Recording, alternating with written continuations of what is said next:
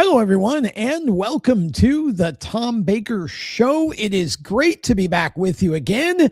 My name is Tom Baker. I am the host, and I am going to be joined in just a moment by my co-host and Steering Wheel Nation editor, Jacob Seelman. And Jacob, this show is being recorded in a bit of a winter wonderland, if you will.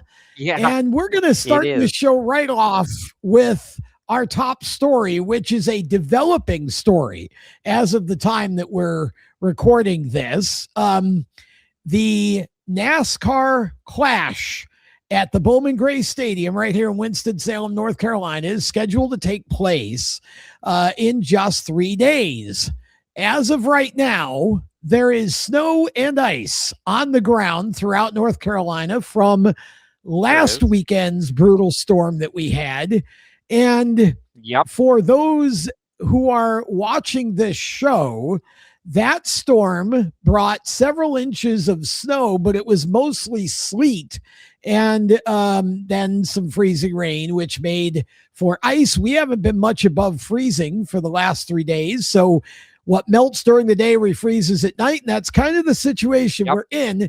And NASCAR is somehow trying to run this event at Bowman Gray Stadium, despite the fact that this coming weekend, as we record this, we're expecting the potential for an all-snow event that could bring at least 3 to 6 inches of snow, possibly, though that's not been definitively determined. I mean, this is a weird situation, Jacob, because I feel like this whole event, it's like if they were running sleds, I would feel more confident we could pull this off. But since they're trying to run real cars without snow tires or chains, I think they're going to have some issues at Bowman Gray Stadium this weekend trying to get this race in. And even if it doesn't snow, temperatures aren't getting out of the 20s. It's going to be brutal for fans and people on the ground there. It is. And for starters, let me just demonstrate, by the way, what is happening figuratively, of course, behind the scenes to all the people that are trying to figure this out and make their brains work to come up with plans. Don't ask me. That's about it right there. That's a one and done. Yeah. Regardless, though, this is rough. We might if the snow doesn't prevent us from having the Clash on Sunday, we might have the Clash on Sunday. But I guarantee there probably won't be but about 5 people in the grandstands because I don't want to go out when the wind chills. I don't want to go out in the grandstands and watch a race when the wind chill is 5 degrees. I'm a race fan, but I'm also a race fan that values my core temperature being above 50 degrees. Freezing. So, yeah, exactly. This is an absolute worst case scenario if you're NASCAR. And quite frankly, this is why we never should have taken it out of either, south where it's warm in February or west where it's also warm in February. Just saying. Yeah. I mean, it's just a bad idea to have it at Bowman Gray in February because, I mean, you could get lucky 1 or 2 years out of 3 and it's just kind of chilly or cold. But I mean, this is the weather that we typically get in the Carolinas in February. It's not every week. It's not every year, but this is winter and we're not far enough south yet. And so the chances of this event being run, in pleasant enough temperatures for the fans to have a good experience over 2 days are slim to none in this state. So it's a really bad idea to begin with. But this is, as you say, the worst possible confluence of circumstances. We had a freezing event last week with a lot of sleet and, some ice. And it's not had a chance to...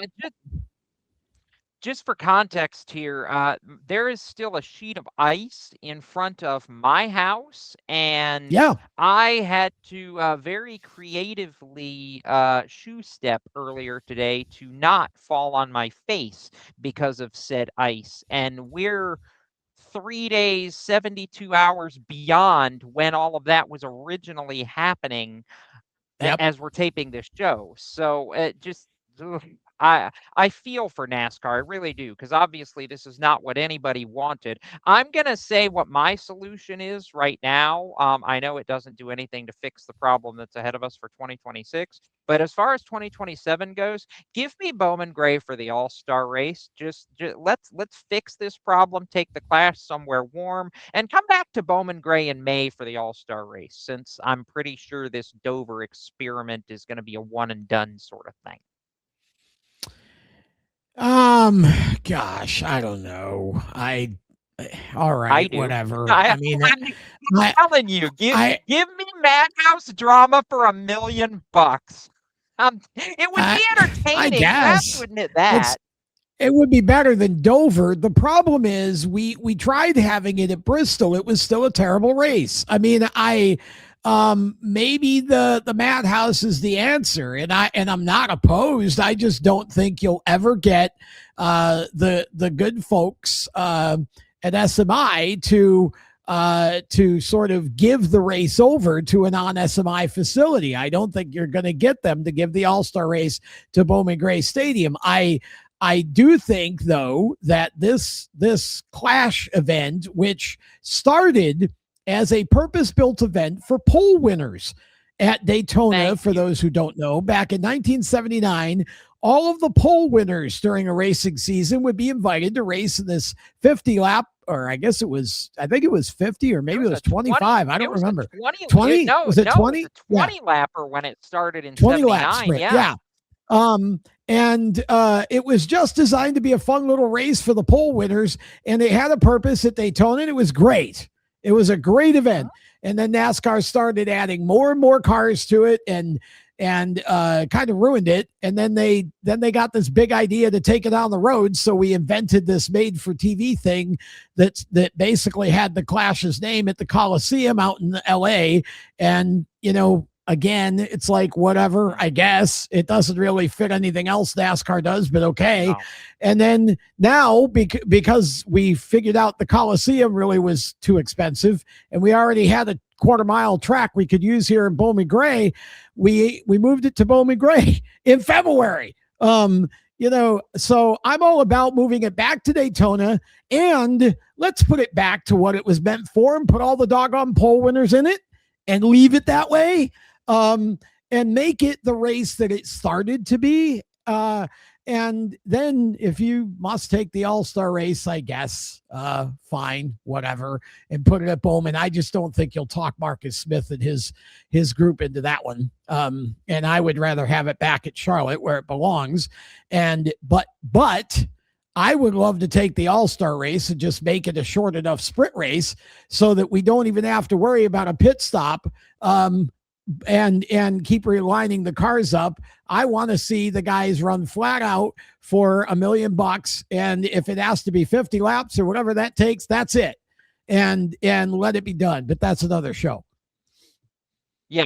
No, another story for another show. This show, however, can transition backwards. Since you mentioned Daytona, let's go backwards in time for a second and talk about something that just happened at Daytona, which would be the 64th running of the Rolex 24 Hours of Daytona for the IMSA Sports Car Championship season opener. And let's see, Tom, what's that phrase that the captain likes to use? Penske perfect. We did that again, just like we did last year, just like we did the year before that. And all 3 years, Felipe Nasr did Felipe Nasr things and basically got in for the final stint and said, watch how it's done, y'all. And in this one, it was at least a little bit more entertaining, given that his chief competition was the Action Express Whelen Cadillac, which had Connor Zilic as a co-driver. That would have been a fun story if CZ could have won the overall. But regardless, right now in that race, if you want to win the Rolex overall, you have to beat Felipe Nasr, and you have to beat Roger Penske to do it. And it's very difficult to beat Roger Penske in anything, because he's proven over some 60 years of his racing operations, he's pretty good at everything. Well, the interesting thing for me with this is if you think about over the last, say, dozen years or so ish of the Clash, or I'm sorry, of the Rolex 24, we've kind of had streaks, right? We Yeah, had Meyer Shank, we had Wayne Taylor Racing, and now it's been Penske the last 3 years that's won. You've had Ganassi in there. This is a race that I feel like it sort of just goes in streaks, and you get one group that seems to just be hot, and then another group will come along or change drivers or build a new car. That's what I love about the Rolex as well. It would be easy to go, well, I don't even need to watch anymore because I know Penske's going to win. That's not how this has ever been, really. I mean, it's always been an event, and even this year, Jacob, where we had the strangest thing I've ever seen in motor racing in all of my 50 plus years of watching it. I have never seen a bunch of cars drive around under caution speed for 6 hours straight. I have never seen this before, but that's what happened. They had fog, and I thought about, well, why aren't they just stopping the event? And it's like, well, because in theory it's supposed to be a 24-hour event. If you stop the clock, it becomes, I guess, different. So I don't know. I'm not sure why exactly they did it the way they did it, but man, all those drivers and all those teams, you spend 2 or 3 hours just mogging around on cruise control. I hope they all had CD players or something in there so they could at least entertain themselves with some fine music while they were, cruising around and try to stay awake, right?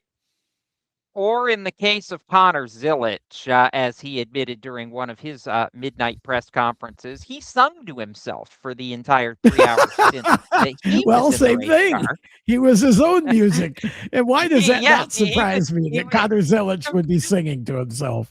Of course, because he's a 19-year-old kid and it's funny, right? I wonder if he so was doing Sweet Caroline like him and Jesse did at the banquet. I knew you were going to bring that up. To go back to the 6 hour yellow flag, though, it's one of those really interesting scenarios that really we haven't seen in a bit for the Rolex 24. In fact, the last time the race was actually red flagged at one point was the 2019 event. I wanted to go back and make sure I had that right, but it was odd, with as bad as the fog was, it wasn't bad enough on the ground to completely stop everybody, pull them in pit road and say that's it.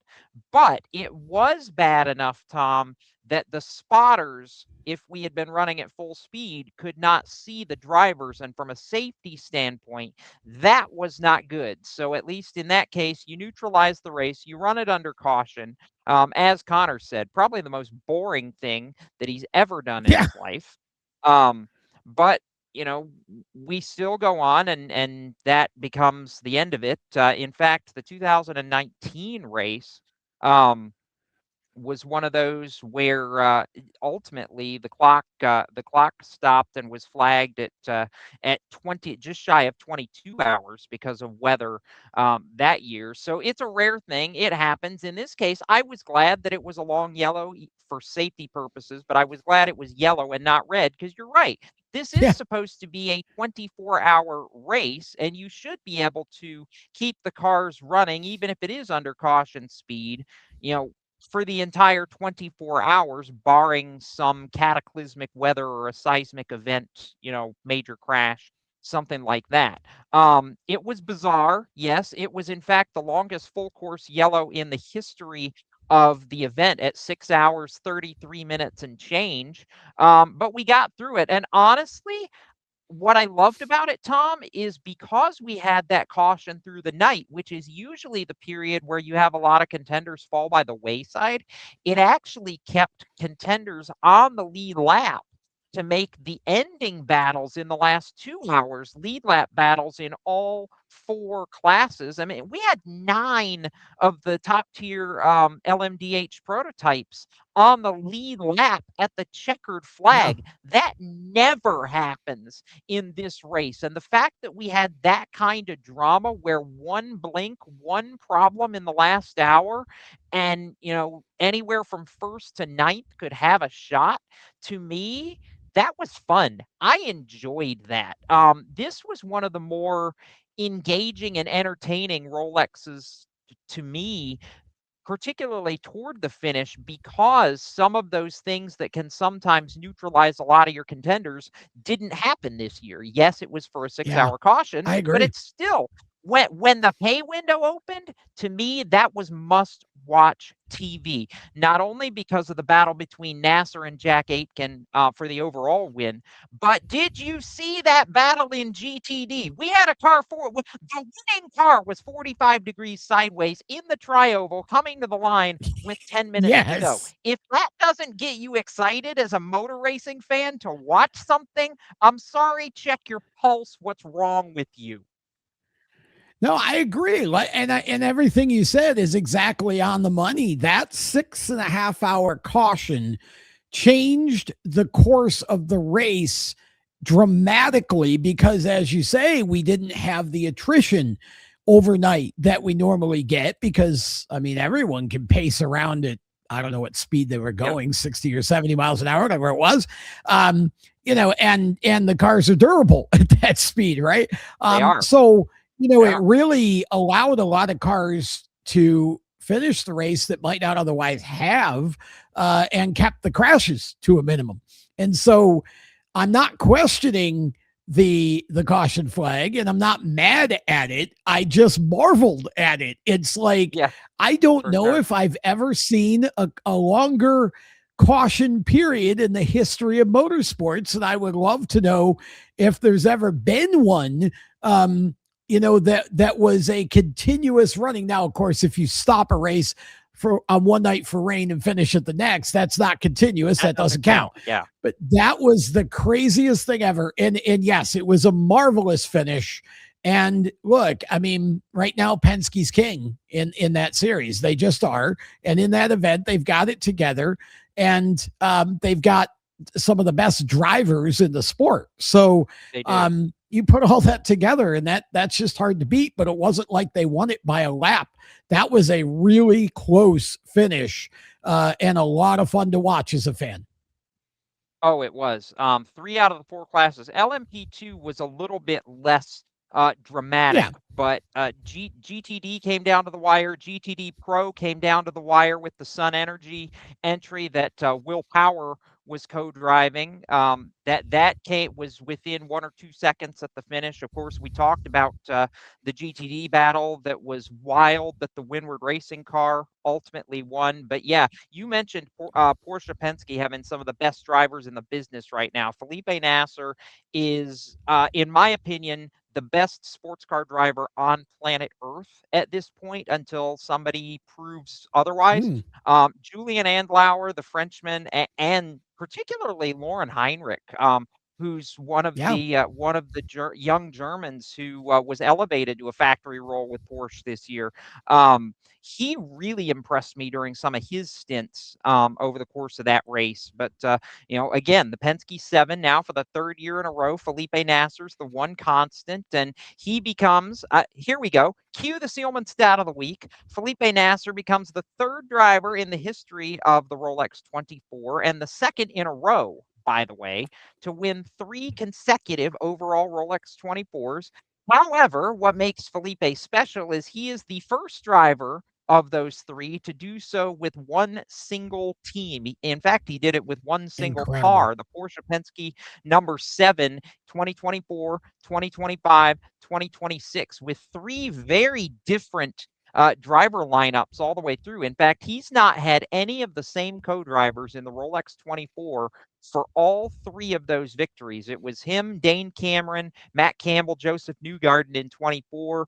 He had Nick Tandy and Lawrence Vanthoor in 25, and now Andlauer and Heinrich for this one in 26. Elio Castroneves did 3 in a row from 2021 to 23 in the Acura camp. Started with Wayne Taylor and then won the last 2 with Meyer Shank. And the first man to do it, of course, the incomparable Peter Gregg, who did so 1973, 1975, 1976, because there was no Rolex 24 in 1974 due to the energy crisis. But 2 with Brumos Porsche and 1 with BMW in their factory team for Gregg. So I'll ask you one more question, Tom, on the Rolex, though. With the caliber of star power that we had back this year, guys like Connor Zilisch, Will Power, who I couldn't believe until this week had never run the Rolex 24 before. Kevin Magnussen was back.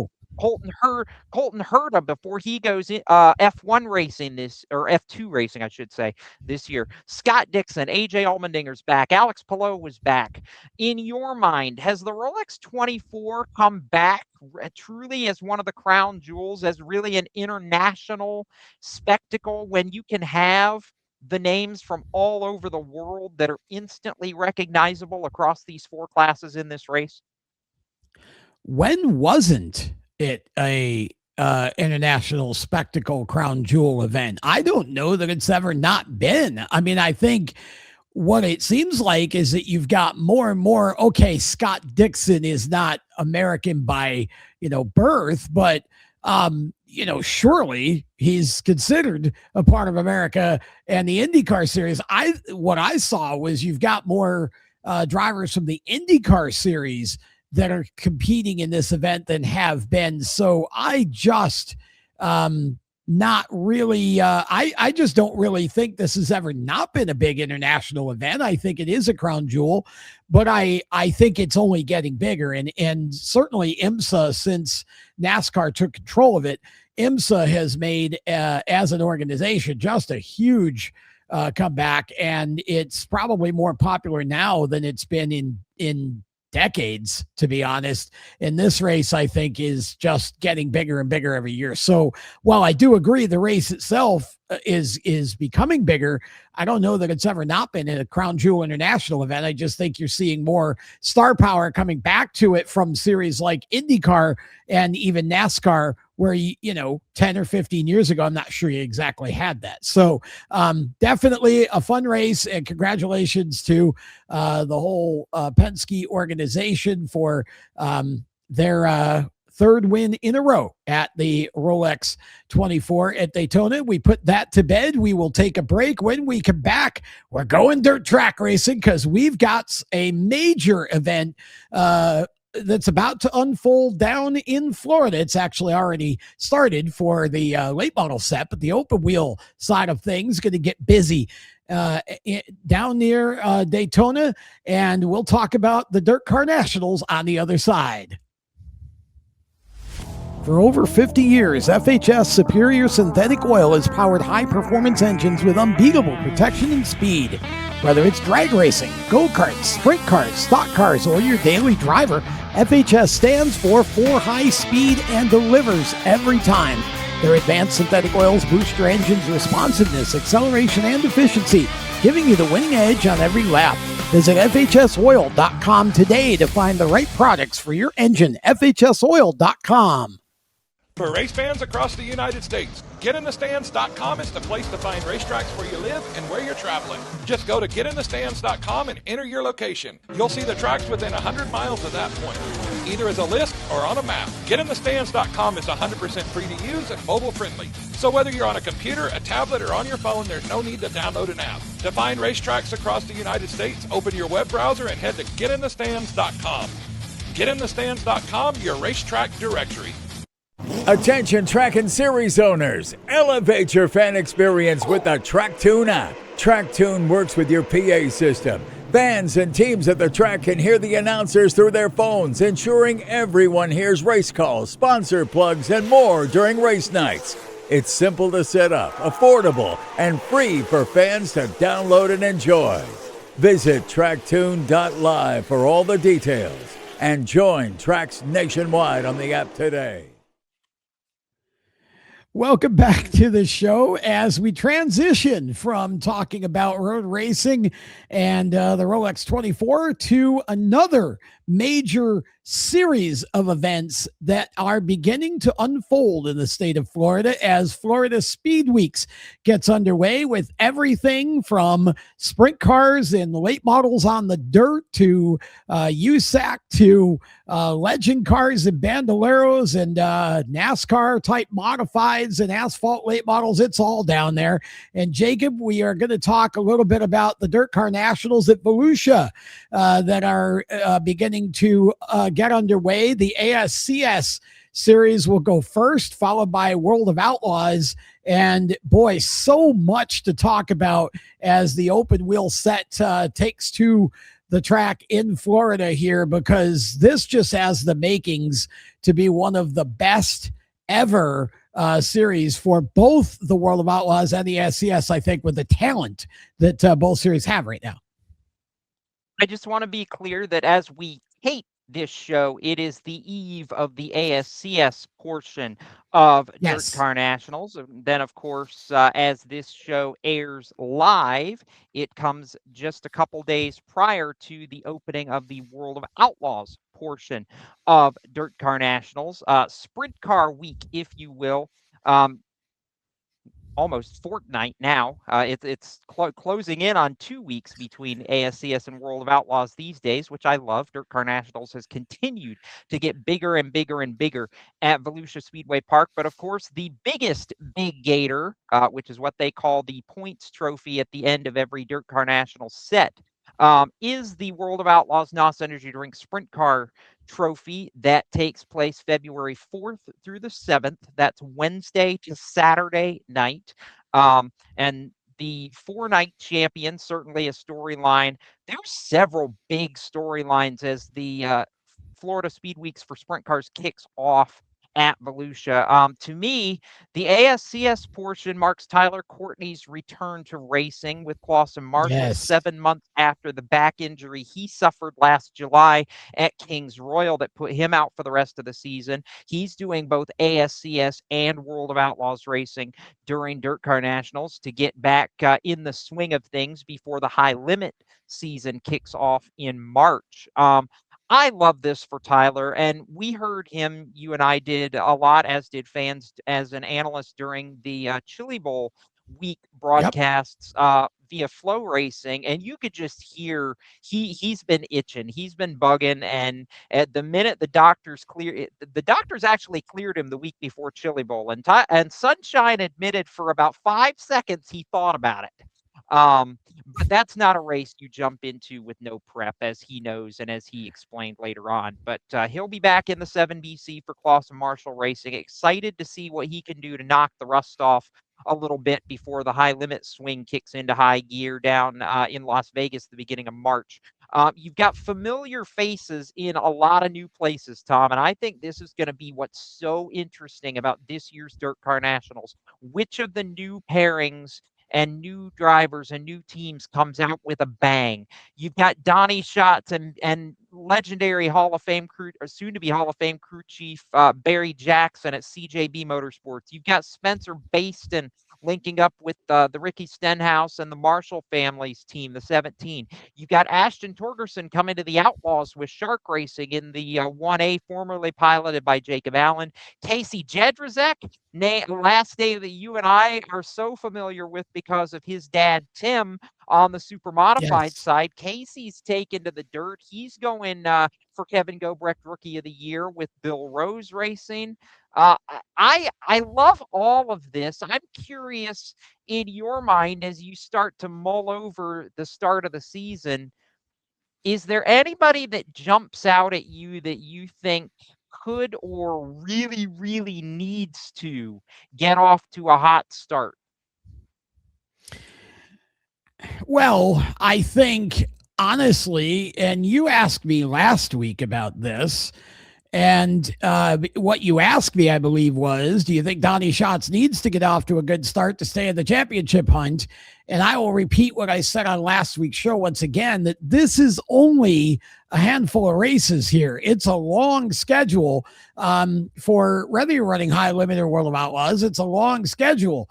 But I do think, though, that if I'm looking at one group that could get off to a hot start, I think Donnie Schatz and CJB Motorsports is that group. I really do. And fair enough. But I will tell you this. The one I'm watching is Casey Jedrzak and Bill Rose Racing.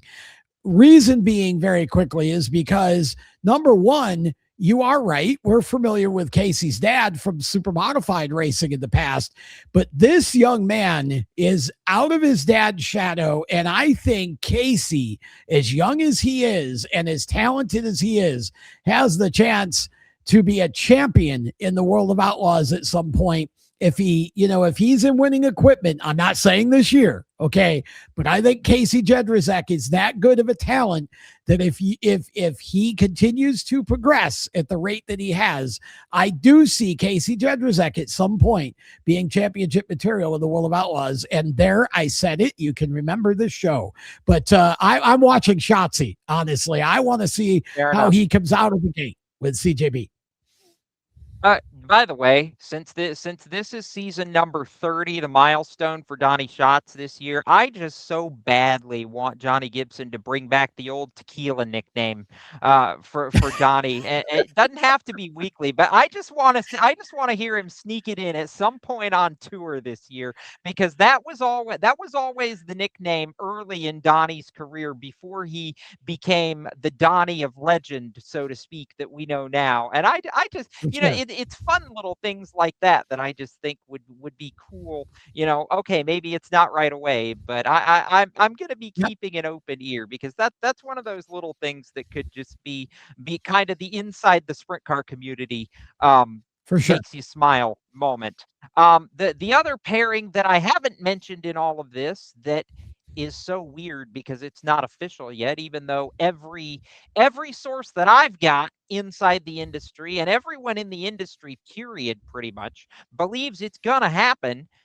Hello, KCP Racing. Are you going to announce that Sheldon Haudenschild's driving your race car? I mean, Kyle Ripper, we know, is crew chiefing over there. He was wearing KCP gear at the PRI show. It would seem kind of obvious to think, but at this point, Tom, I have to wonder if they're not just taking a page out of the old World of Outlaws days book and just, we don't need a press release. We're just going to roll out of the trailer at Volusia. Well, I think, there's this old saying, Jacob, you and I both heard it. Don't believe everything you read. So the way I look at this, they're kind of looking at that and going, well, since maybe not everybody would believe it if we actually put it in print, we'll just show up and prove it. I do believe that he'll show up and drive the car just as everybody thinks he's going to, despite the fact that neither of them felt like making an official announcement. But, right. It is curious, honestly, why there wouldn't be something official from either side all winter long. But I do believe that Sheldon will be in the car at Volusia. Do you have any reason to suspect differently? I don't. The only other possibility at this point would be he pulls the family car, the 93, back on tour like he did the very first year he ran with the Outlaws. But if you've got the caliber of ride of KCP Racing and Matt Barber, all those guys, open to you, and you've got your crew chief over there, why would you do anything else? I agree. We'll see what happens. But with this, we're going to take a break. When we come back, we've got a last lap segment full of very quick, rapid fire stories here for you with a bit of a mixed bag at that. We'll be back with that right after this. For race fans across the United States, GetInTheStands.com is the place to find racetracks where you live and where you're traveling. Just go to GetInTheStands.com and enter your location. You'll see the tracks within 100 miles of that point, either as a list or on a map. GetInTheStands.com is 100% free to use and mobile friendly. So whether you're on a computer, a tablet, or on your phone, there's no need to download an app. To find racetracks across the United States, open your web browser and head to GetInTheStands.com. GetInTheStands.com, your racetrack directory. For over 50 years, FHS Superior Synthetic Oil has powered high-performance engines with unbeatable protection and speed. Whether it's drag racing, go-karts, sprint cars, stock cars, or your daily driver, FHS stands for high speed and delivers every time. Their advanced synthetic oils boost your engine's responsiveness, acceleration, and efficiency, giving you the winning edge on every lap. Visit FHSoil.com today to find the right products for your engine. FHSoil.com. Attention track and series owners, elevate your fan experience with the TrackTune app. TrackTune works with your PA system. Fans and teams at the track can hear the announcers through their phones, ensuring everyone hears race calls, sponsor plugs, and more during race nights. It's simple to set up, affordable, and free for fans to download and enjoy. Visit tracktune.live for all the details and join tracks nationwide on the app today. Welcome back to the show. It is time for our last lap. And Jacob, you are the bus driver for the last lap segment. Take it. All right. Number one on the list of last lap topics, as you mentioned, we have already had some Florida racing at Volusia Speedway Park. Not the DIRTcar Nationals. The World of Outlaws late models come down for a date before the DIRTcar Nationals, and they call it the Sunshine Nationals just because we have to be different, right? Three big winners out of this one. Chris Madden, Smokey got back to victory lane in the opener. Really cool to see for him. New house car for that team this year. Hudson O'Neal won the middle stint, Tom, in the familiar Rumley 6 car. They weren't even going to go to Volusia, and yet they leave with a trophy. And the one that you and I both really loved, milestone win number 40 for Tim McCready, T-Mac, native New Yorker who did a lot of time in the big block modifieds, has really become a true late model star. Loved seeing that for old T-Mac, and give Watertown, New York a little bit of love. Absolutely. Second generation driver. I grew up watching his father, Barefoot Bob McCready, race. Congratulations, Tim, and all the winners. First time in the 7-year history of that event, they didn't have a single rain out in 4 nights. Yay, Florida, good weather, finally. We love it. Sunshine. Yeah, exactly. Switching to the opposite coast one more time. The World of Outlaws sprint cars, contrary to fear and potential worry, are going back to California this year. We can put that debate to bed. They have announced it 4 races in California. Of course, the $83,000 to win Dennis Roth Classic is making a return. But Tom, to me, the real eyebrow raiser for this one, partially because I've been there, but partially because I can't wait to see wing sprint cars at this place in general. Ventura Raceway, right by the ocean. You can almost walk to the ocean from the racetrack. Gonna debut on the Outlaws calendar for the first time. I wish I could go to that one just because I've been there a couple of times for Turkey Night, and the racing with midgets is already amazing. I can't wait to be blown away by the Outlaws. Yeah, I think we all believed that eventually we would get an announcement of some sort of West Coast swing for the World of Outlaws series after High Limit basically co-opted the tracks they had. But I think this is great. I really do. I think you need both High Limit and the World of Outlaws out west, and I think this is a nice, solid series, and it will give us an opportunity and give fans out there an opportunity to see both of the National Sprint Car Series at different times during the year. So, yeah, I love seeing this, and I also agree on the selection of tracks because I think it's going to be that should be a lot of fun. And again, give fans both, and let the ones that are World of Outlaws fans and the ones that are High Limit fans make their choices, or maybe everybody goes to both and everybody wins. Well, I mean, in a perfect world, if you're supporting sprint car racing, everybody goes to both and everybody wins. Absolutely. I agree. Now, that's why I said reality says that sometimes you don't have money to shell out for all those races. Well, that's true. Some families are on a budget, and we totally get that. But in a perfect world, right? Nugget from the NASCAR side, I loved seeing this too. I always love seeing guys work their way up the ladder and get a shot. Noted short track late model racer, pavement late model racer, Luke Fenhouse from the upper Midwest out of Wisconsin, kind of took the Ty Majeski path to get a ways, has spent some time in trucks with ThorSport Racing and the Ford program. He will make his NASCAR O'Reilly Auto Parts Series, formerly known as Xfinity, debut at Daytona during the season opener with the Ford program and Hettinger Racing. Your thoughts, because I love seeing Luke get an opportunity, but boy, Daytona's an awfully big stage.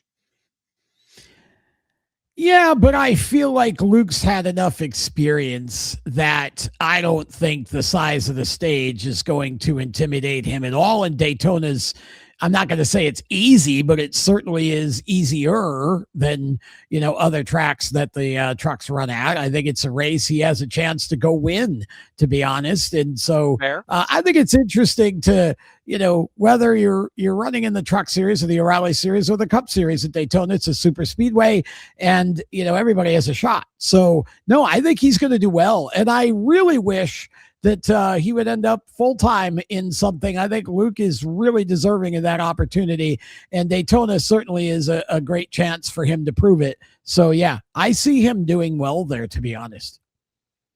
Fair enough. And quick nugget, thinking about last year's DIRTcar Nationals on the World of Outlaws sprint car side, Kyle Larson, Paul Silva won the Big Gator last year. They won 2 of the 4 features.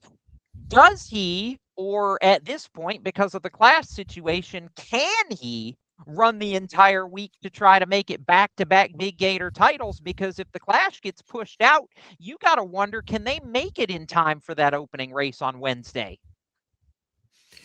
Oh boy. Yeah. I mean, that's going to be, it's going to be a logistical nightmare, to be quite honest. I don't really know, but I just think this whole scenario with the Clash, like we talked about at the top of the show, where we're sitting here 3 days out as we record this, we got snow on the ground. We're expecting more snow on the weekend. And if not snow, we're going to get frigid temperatures. I just think, this is one of the craziest situations I've seen with a NASCAR race in a long time. And I don't know that NASCAR really considered ever a backup plan. I think they're going into this just thinking that, this is going to be it.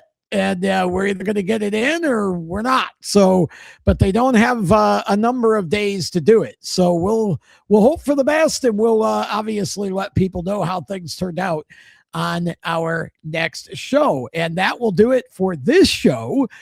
For more great content, steeringwheelnation.com is our hub. You can follow us on Facebook, X, and Instagram at The Wheel Nation. And of course, me at SWN Tom, at the SWN Tom on Twitter. And Jacob is at Jacob Seelman 77. Want to thank all of our great sponsors and let you know the Inside Group Pit Pass community is launching, and we'll talk more about that on our next show. It is a fan community that is going to change the way we communicate with our audience. Until then, I'm Tom Baker. Have a great week. So long.